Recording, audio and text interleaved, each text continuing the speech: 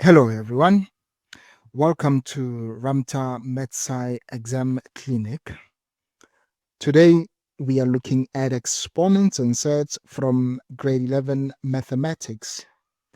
Our question paper of interest today is from the Northwest Provinces Mathematics Paper 1 of November 2025. So, their exponents and surds were question 2. Okay, they were question 2. Now, without any waste of time, let's get into it. As you can see, maybe before I proceed, I want you guys to notice that this is a 12 marks question, meaning it should be done in exactly 12 minutes. If you do this, you will have a successful exam, okay, where you manage your time properly. Let's see now. 2.1, simplify 25 x to the powers x minus 1 all over 5 to the power 2x. So you and I, we know that 25 is the same as 5 squared, isn't it? So we will say this becomes 5 squared, put it inside brackets, raised to the powers x minus 1 all over 5 to the power 2x, right? Now this will be multiplying out the brackets. It will be 5 to the power 2x minus 2 all over 5 to the power 2x.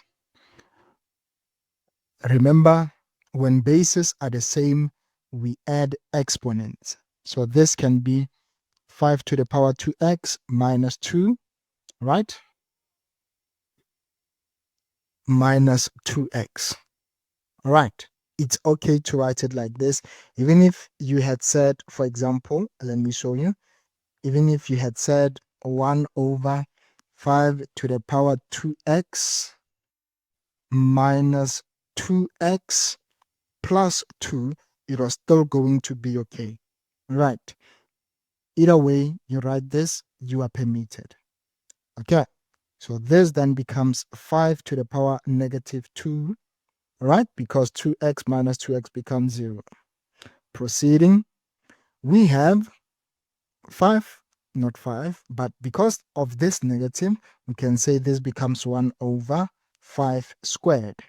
Now, we know 5 squared is, what is 5 squared? We know it to be 25, right?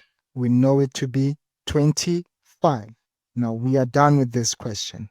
We are supposed to be done with it in 3 minutes. We are on the right track. Now, let's go to the next one. Now, 2.2 says x equals square root of 3 plus 2. Calculate the value of x squared plus 2 all over x minus 2. And then give the answer with a rational denominator without the use of a calculator. This is very important. We are told x squared plus 2, we need to find its value all over x minus 2. We are told that x equals square root of 3 plus 2. This says, where there's x in this expression, put square root of 3 plus 2. Let's see that. Open brackets, square root of 3 plus 2, close bracket, all squared, plus 2, all over square root of 3 minus 2 plus 2. Now this, you will need to perform your FOIL method. Okay, so using the FOIL method, you will be getting 3 plus, it's 3 plus 4 square root of 3 plus 4, right? And then plus 2, all right? And then plus 2, all right? All over square root of 3, isn't it? Because minus 2 plus 2 becomes 0. In case you are you don't know how I got this, let me show you. We are saying square root of 3 plus 2 multiplied by itself, right? Multiplied by itself. So what you will be doing is to say this multiplied by this, and then the same thing multiplied by this, followed by this multiplied by this, the same thing multiplied by this. This means we will be getting, by now you know, square root times square root of the same value will be whatever that's inside the square root. So that means square root of 3 multiplied by square root of 3 will be 3.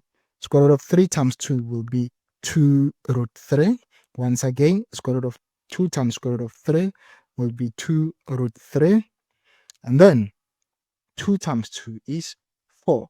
Hence, this will then become 3 plus, let's not say 3, but this will become rather 7 plus 4 root 3.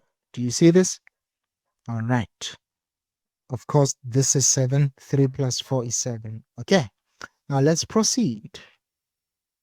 And this will become 3 plus 4 is 7, plus 2 is 9. So it will become 4 root 3, right? Plus 9 all over square root of 3. So we need to rationalize the denominator.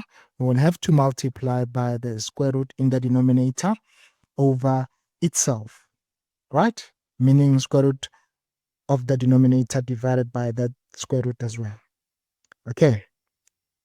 Okay, that doesn't sound right. We will need to multiply by the denominator over itself in this case. Okay, perfect. 4 square root of 3 multiplied by 4 square root of 3. Allow me to write it as 4 times 3. 9 times square root of 3 will become 9 root 3. Square root of 3 times square root of 3 will simply become 3. 4 times 3 is 12 plus 9 root 3 all over 3. We can simplify this and say 3 goes 4 times into 12. It goes 3 times into 3.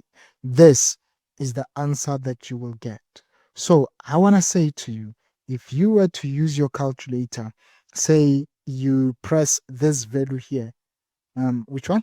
This value here on your calculator. If you press, where is it? No, sorry, this value here on your calculator will give you what we just found.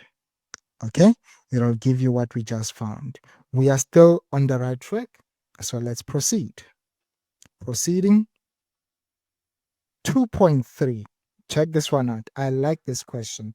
2.3 says, if square root of 10 equals 3,162, calculate the value of the fifth root of 316,2 without the use of a calculator.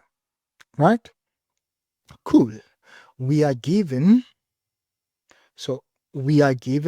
let's see, we are given, hold on, this is fifth root, isn't it? So we are given the fifth root of 316,2. However, at some point, we will need to be using square root of 10. And I see here, we have 3,162. We can find 3,162 here. And how do we get that? We can divide this by 1,000. Should we divide it by 1,000 or by 100?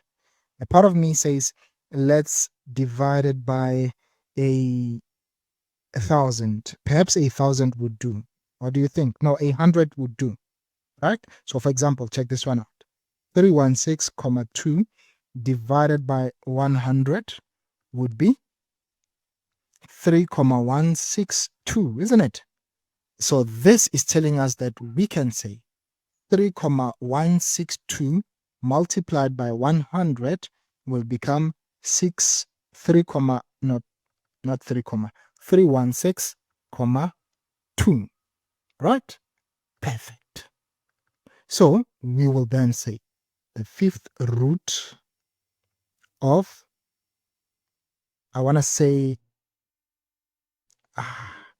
3,162 times 100.